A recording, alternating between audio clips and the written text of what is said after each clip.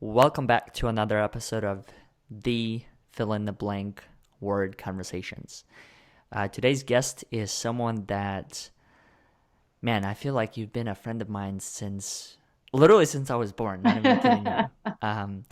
But I'm really fortunate to have you in my network and my tribe, really more so just for all the different roles that you play within it. A friend, that's someone that I can count on. And I mean, everything that you mentioned prior to this, in regard to this topic that we're going to talk about, authenticity, you're an example of that, without a Thank doubt. And so I appreciate you, Kahila, for being a part of this and really just choosing to constantly believe in who I am and what I'm trying to do. And so for those that are listening, the purpose of this platform and why I chose to create this to begin with is I really wanted to create a space where we can explore words that are most important to us. you. And the reason why is because when I came to this country at the age of 12, I used to use a paper dictionary to communicate with my parents and everyone. And the challenge that I ran into at the time was that I didn't really know many words, especially beyond the ones that we used on a daily basis. So I wanted to kind of create this opportunity to help us understand that there are other words that are available to us, and just understanding the different experiences that come with each one. So, Kahila, welcome to the show. I Thank appreciate you you. having you here, and I'm really grateful for the connection that you and I have developed. Yes, most definitely. Thank you for that intro. It's a pleasure being here, and it's honestly been a pleasure watching you through this journey. And we haven't really been in each other's lives for that long. It's Mm-hmm. been less than 2 years. Yeah.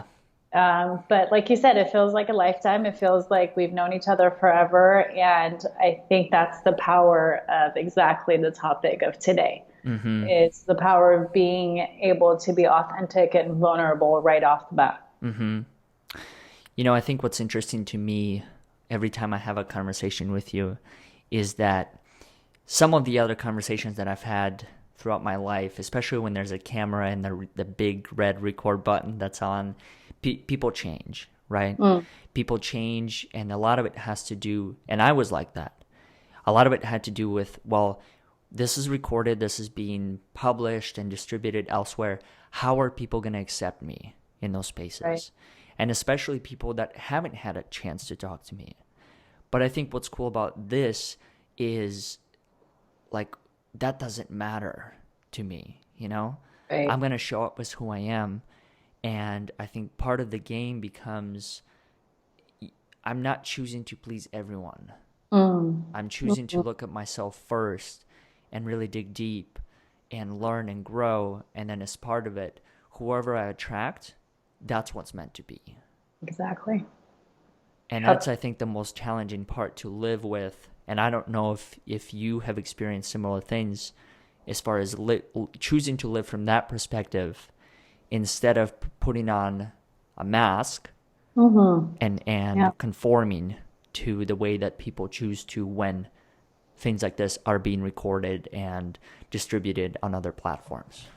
Yeah, absolutely. You just basically described the definition of authenticity, right? Not being false, not being copied, being genuine, the ability to be vulnerable. And I think Mm-hmm. that's the biggest part of authenticity is that vulnerability component of it. And you're absolutely right. I felt the same way probably since childhood of knowing that what I am inside, it has to be displayed on the outside because otherwise I'm not being true to myself. Mm. And I come from a culture where that's not the norm. That's not common. A Mm-hmm. lot of people live on the surface. It's about what you have and where you live and, how you present yourself and things like that. So, I remember observing people as a child and just being like, wait, that's not who you really are you know and it was weird because I was always just that kid that would just sit quietly and observe grown-ups and their interactions, and I would see moments in them that was their true authentic self, and those were during moments where true emotions come up, Mm-hmm. like laughter or tears, right? And those moments are where the veil comes down and you're authentic and you're a different person. Mm-hmm. And then right after those moments, your guards go back up and you're just like, okay, I can't show my true self to people. So, and that to me was just, it didn't make sense to me, honestly. And so growing up, as I continued to learn more about myself, the values that my parents embedded in me, which one of them, the biggest one, was honesty. And obviously that is part of being genuine. It's connected to being genuine, is to be able to be honest with yourself, especially, and others around you. You know, as I grew and created my own values based on what was, you know, inherited basically from my parents, it's like, if I'm not authentic, if I can't speak my truth, if I'm not living based on my values, then what's the point of life? Because every day I'm going to have to be an actor. And that to me was just such a heavy load to carry. I was like, I don't want to act, right? I don't want to be that person that everyone else wants me to be.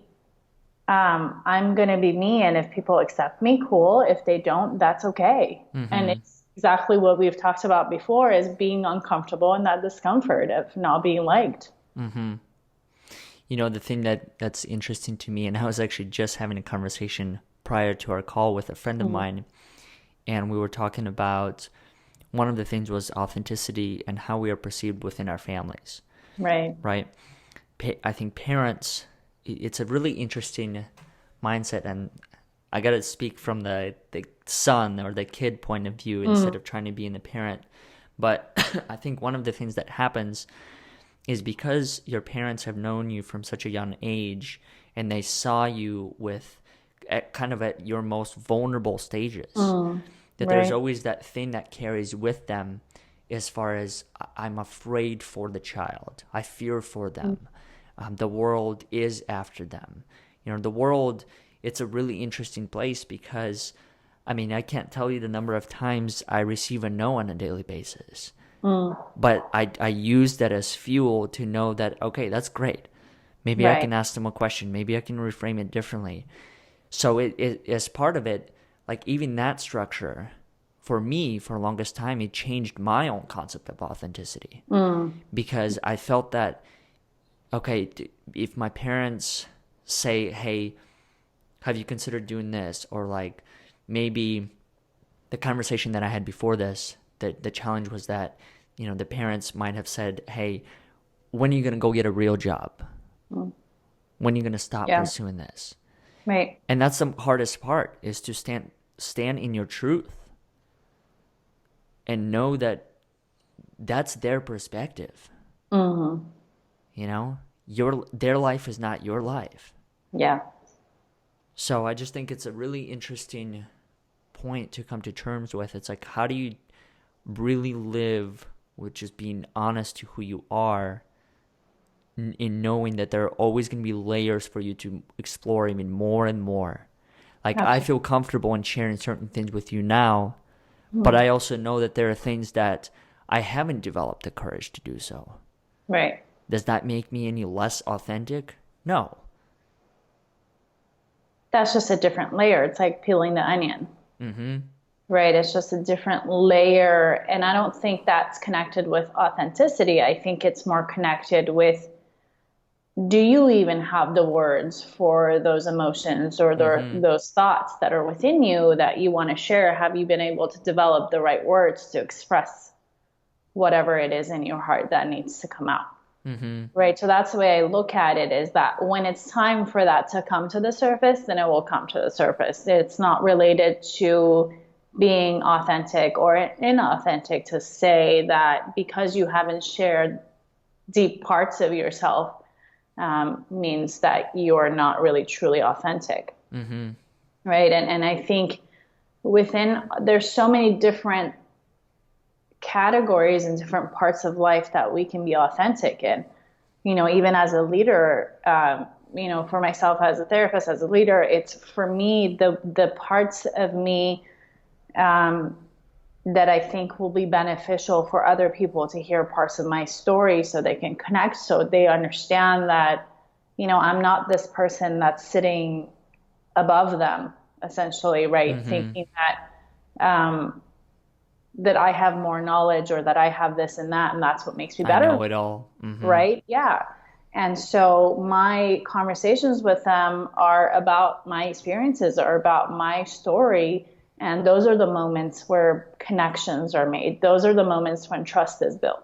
Mm. Those are the moments where psychological safety exists within, whether it's friendships, business partnerships, leadership positions. And those are moments where people can really be able to connect with you as a human being. Mm-hmm. And I think that's what's lacking in our society, is especially now, right, is the ability to connect with people on that human level. Mm-hmm. How do you choose what you share and what you don't? I mean, obviously it's got to vary, right? Depending on the It connection, like if does. it's a friend but Yeah, like for me, I think it's different because the things I share with you, I share with other people, you know? right. Like I think is there a line that you draw for yourself? I think for me, that's about boundaries. And I think for me, the way I would explain that is, first, is it the appropriate time to share? Mm-hmm. Second, is it the appropriate information to share?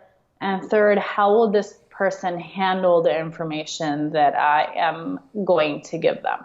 Right? Mm. If it's something that's extremely personal and that's close to my heart, I hold it close to my chest. Mm-hmm. Then those are the moments that I question: would I be able to trust this individual to hold space for that? Mm-hmm.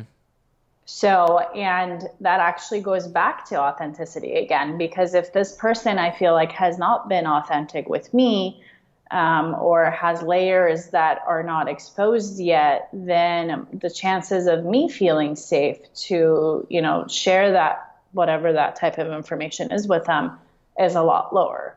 So Mm. just because I'm authentic doesn't mean that my counterpart is. Mm-hmm. Right. And that's how I distinguish whether I'm willing to be vulnerable, because my vulnerability might be too much for them. Mm-hmm. That's a really interesting point, and here's why. So when I don't know for how many weeks, but there's this has been happening more and more. I would watch a certain video or read a certain piece of content, and in most cases, it's celebrities that are sharing this aspect, and it's saying, well, don't put all of your laundry out there. You only share certain things. And for me, it's just been interesting to see that, because I choose to, I mean, share what I think I know. There are elements that I still haven't processed, or like you said, haven't developed the language around it so that another person can understand it, because I don't Right. even understand myself yet. But I'm a huge believer, as someone who chooses to step into that space and tell myself that whatever I reveal, I heal. And I may help other people heal as well. Really. And I don't know, I don't know, like, how that works as far as the differences. And so that's why I chose to ask you, like, how do you choose to do that? And it's not to say one thought is better than the other, or one is right Right. and wrong. It just is. So I'm curious what you heard in what I shared with you about that. Mm-hmm. What's your take on it?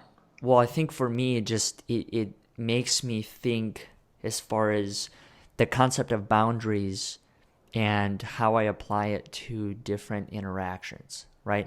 So the conversations I may have with you or another friend of mine might be slightly different conversation that I would have with just the entire LinkedIn network. And it's not to say one is greater or less than, it's just Right. slightly different, It's different. partially due to the fact of level of trust that we have. Which, as I mentioned to you earlier, that's been a difficult concept for me to understand and define, because I was born into a world where I felt that I didn't have trust. Right.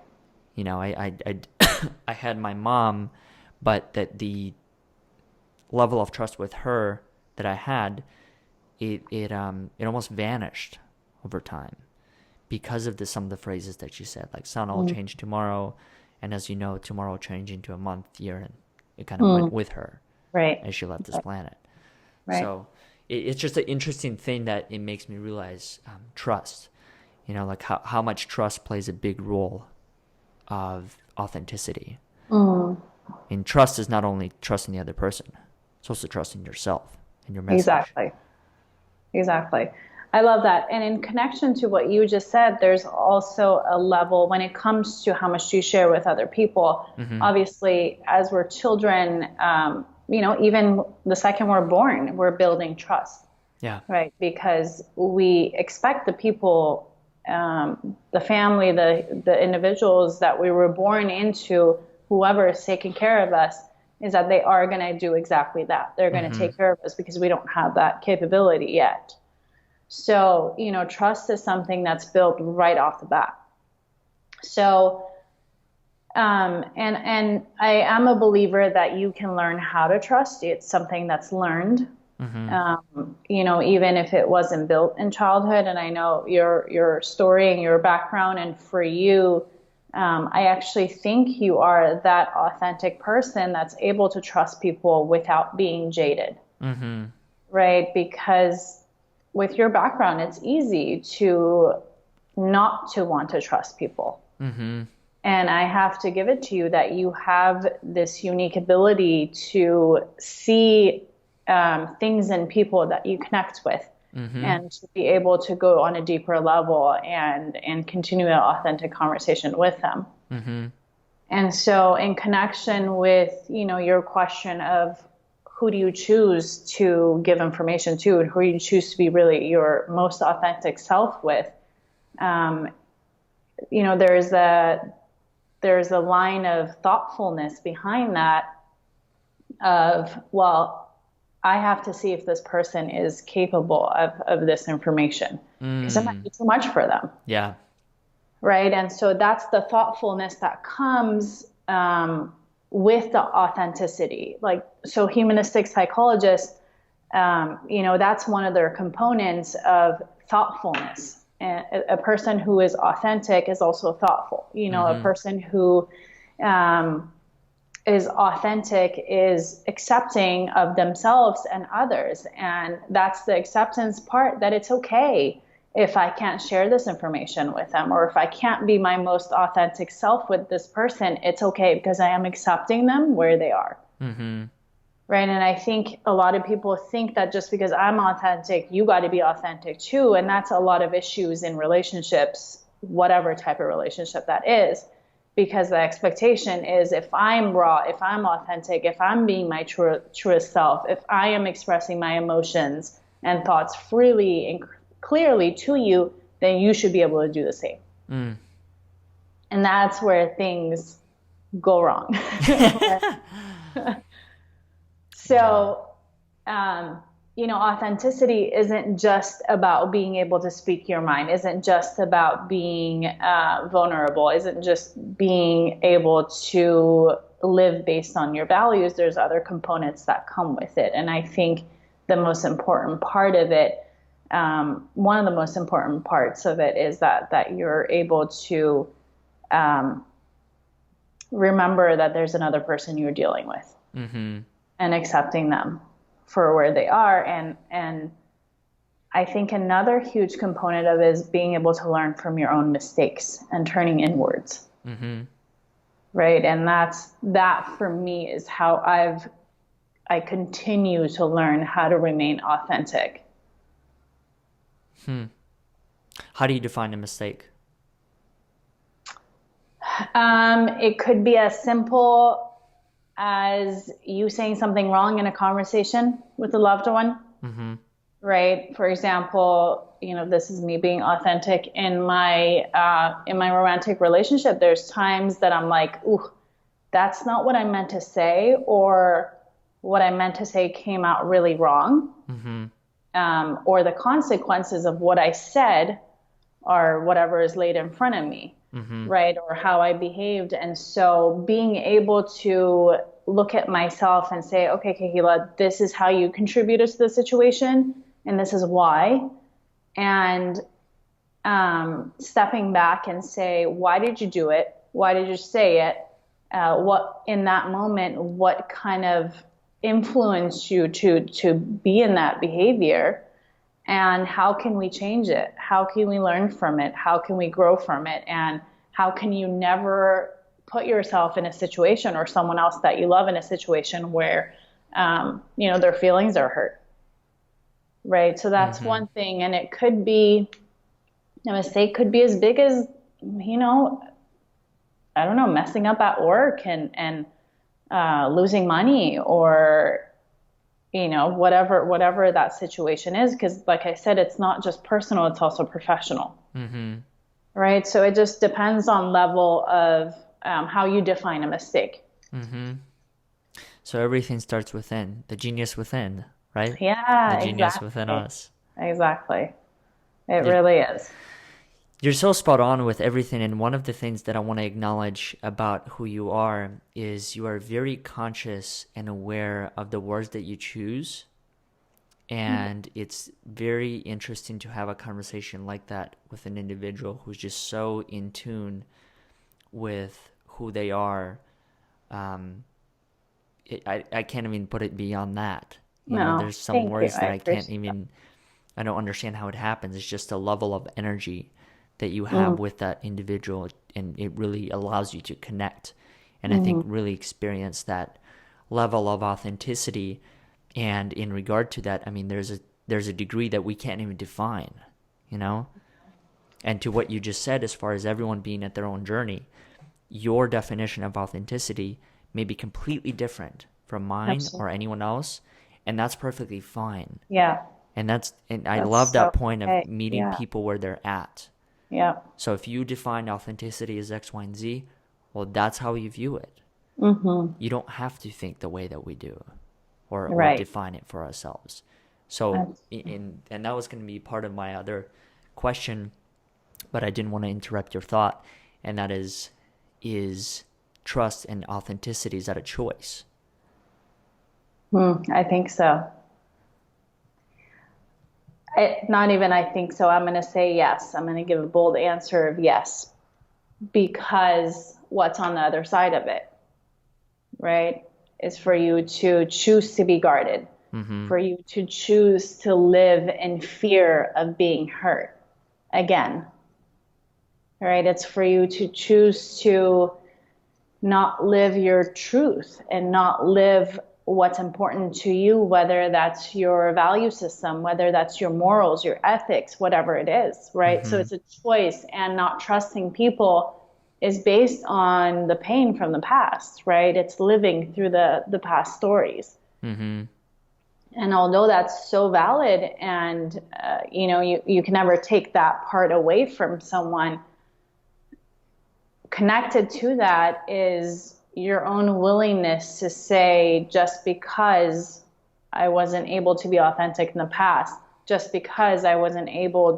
to trust people in the past, because when I trusted people, I got hurt, just because it wasn't part of my system of family system, right? Like for yourself, right? Just because it wasn't part of that doesn't mean that it can't exist now. So it most definitely is a choice.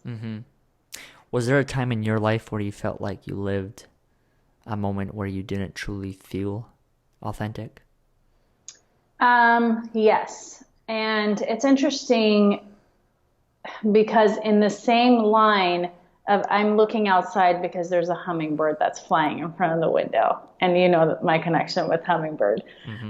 And so I think for me, it was exactly what the point that I was going to bring up was, the time in my life that brought me to my most authentic self was also the time in my life where I was the least authentic. And I say that it was during the time that I was a full-time caregiver for my mom, as she was battling cancer. And I felt like if I was being authentic and expressing how I actually felt, that it wasn't a good time for that, right? It wasn't about me. It wasn't about how I felt and how I thought and what my experiences were. So in that time, I played a role of being a caregiver, being that strong person on the outside for everyone else, and when truly I was falling apart inside. Right. So that was the time that I was inauthentic, yet after, experiencing those 5 years and after losing my mom to cancer, it brought me to a place of just, I want to say the purest form of vulnerability, because when you're going through a grieving process, you're just as exposed as you can be if you want to be. And so I learned how to redefine my own values and to never put myself in a situation where I'm not authentic, right? Because I didn't feel like myself when I wasn't authentic. And since that time, I've just continued to learn how to be authentic because I've seen the power in authenticity. When you're authentic, when you're willing to be authentic, it's not only liberating to you, for you, and but it also touches and inspires people around you to, dig deeper and to be themselves and to accept themselves. So, yeah. I think one of the things that you mentioned as part of it is really important to note. So first, as I'm listening to you, what comes to mind is giving myself the permission to step into that space. And then simultaneously what ends up happening is you also give others permission to step into their own space. Absolutely. So creating that playing field and playground for people to engage with it's really important for people like you and I. Absolutely. And it takes away the shame and blame and the guilt part that exists in our everyday lives. And those are still part of life. Those are still part of life. And I love what you do with your work and everything that you've done as far as helping me understand that those are real emotions. Those are real feelings. And so coming to a point where I don't choose to look at each one as far as, okay, I just got to eliminate shame or I can never feel guilty again. Right. It's more so it's like, how do you embrace them in a healthy way? Absolutely. And I think there is a way to do that, through forgiveness, acceptance, and all these other things. Absolutely. So I've noticed that about the work that you've done in helping me is that you are exceptional at recognizing people's not only potential, but where they are within their journey and helping them see differently through just literally the power of a question and curiosity. Thank you. Now you're going to make me cry. But that's okay. That's being authentic, right? That's being who you are. And that's the other thing that you just said is showing up as you really are. And I had this conversation, and it's especially relevant to entrepreneurs. So what I'm learning throughout this journey is that entrepreneurship is a very interesting ride. Yeah. And one of the reasons why is because I notice myself you literally have to trust people to get to the next phase. Yeah. And like you said, you don't always know how much the other person will trust you, even though you're 100% and all in. Yeah. So part of it just made me realize that if trust and authenticity is such a fundamental component of this entrepreneurial journey, and being where I'm at and choosing to accept people for where they're at is also critical. It's important to just embrace the whole thing. Yeah. The moments like this when you may cry. Yeah. So what? I'm not going to look at you any differently. I'm still going to choose to support you. And I think sometimes we look at that as a sign of weakness instead of as a sign of strength. Yeah, I love what you're saying. A couple of things came up for me to connect with. You just said the last part is that we might even look at each other in a more positive light. We might even connect with one another on a Yeah. deeper level to be able to accept tears and those real emotions, Mm-hmm. right? It opens up the floor to another part of what it means to be a human being. Yeah. And I Yeah. also just think about how many times throughout my life do we really celebrate each other for just being human? Mm. You know? Like, how many times do we tell each other, like in this case, like I'm actively choosing to tell you, like, I'm really proud of you. I really mean that, for the person Thank that you. you've become and are striving to be, because we don't value that as much. You know, Right. we don't look the person in the eyes and it's like, hey, whatever you're doing, I mean, even if you're robbing a bank, well, maybe there's hope. But you know what I mean? I'll always believe in you. Yeah. We don't do that. We take that for granted. Right. But yet, the more I look at it, it's like that's the stuff I want to hear the most. Because that's the Absolutely. stuff that was missing the most for me when I was a kid. Yeah. Right. And, exactly that word just came up for me again. The phrase is your willingness to take that risk. Mm-hmm. And that goes back to your entrepreneurial commercial comment is that commercial, you just had a full commercial. Being authentic, right? When you mess up words.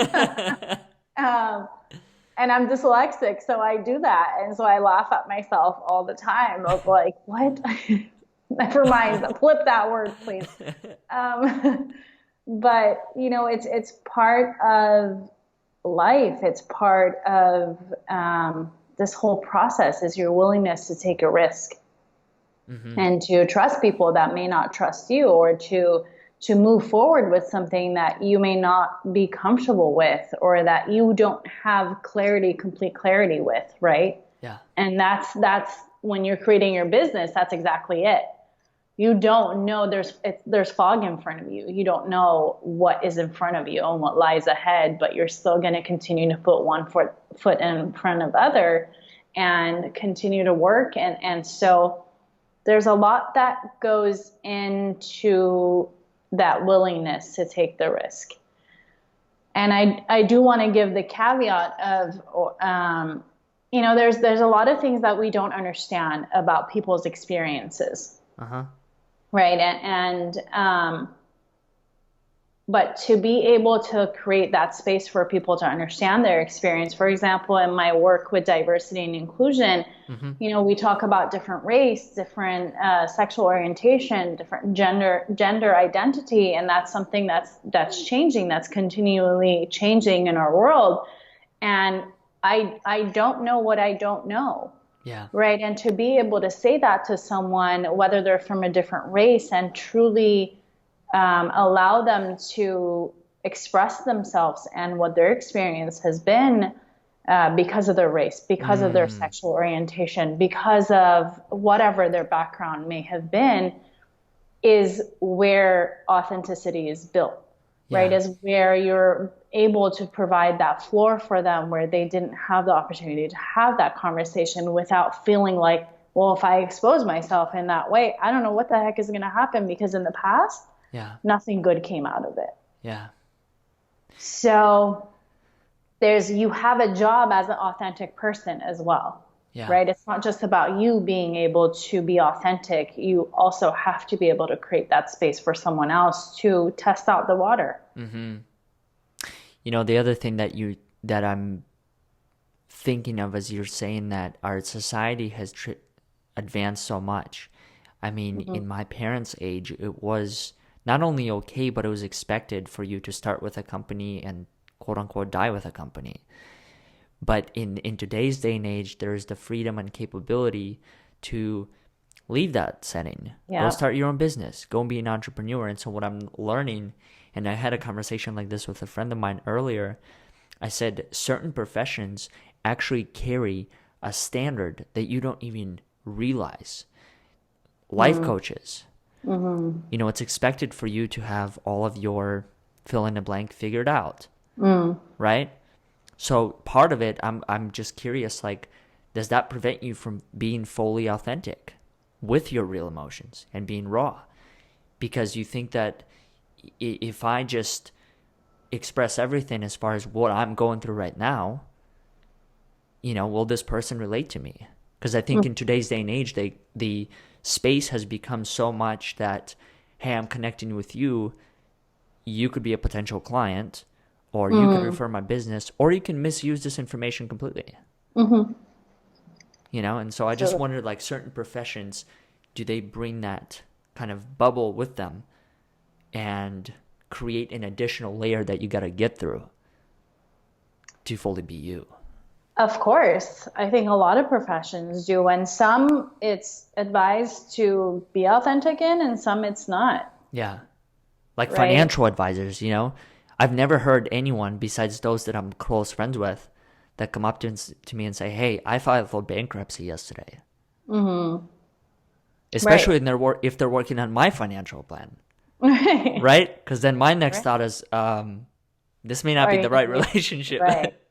And that's the interesting part that actually, so in that setting, that's a different conversation. But in the setting of, you brought up, coaching or therapy, or just being able to be in an online world where you are exposing yourself, I think there's value in vulnerability and you telling your story and sharing pieces of your story that you want to be public. Because then people know that you too are a person. Mm-hmm. Right? That you didn't just read a book or go to school and get a degree and now you're sitting here in front of me lecturing me. Yeah. Right. And again, it goes back to your willingness to take that risk. Are you willing to take that risk to say, in order for me to help people, I need to be able to be my true self in this story that I'm willing to share? Mm-hmm. And other than that, I don't think you can be successful. That's my personal opinion. Kahila, how do people find you, and what are some of the things that you have coming up that people can be a part of? Yeah, so you can find me on social media, on Instagram and LinkedIn at Meet Kahila, and same meetkahila.com on my website. Please send me a message should you just want to connect, or if you want to work together.